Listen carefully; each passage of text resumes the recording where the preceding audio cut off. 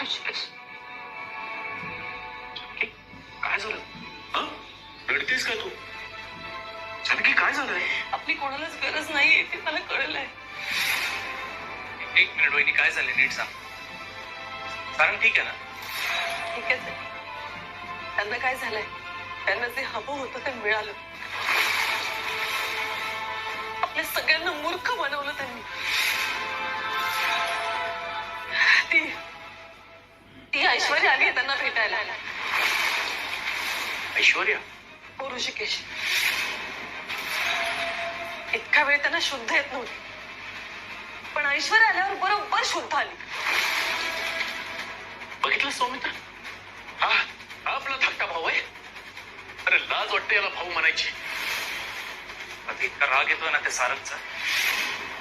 त्या ऐश्वर्याची हिंमत कशी झाली येते याची, आज तिची काही खेळ नाही. थांबा भाऊजी, मला कळतं आपल्या सगळ्यांना वाईट वाटतं,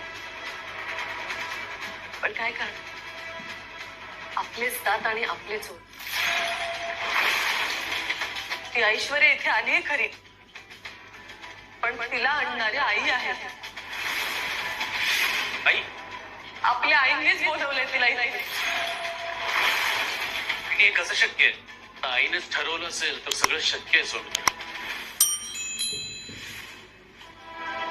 नाही, तुला धक्का बसला असेल, पण मला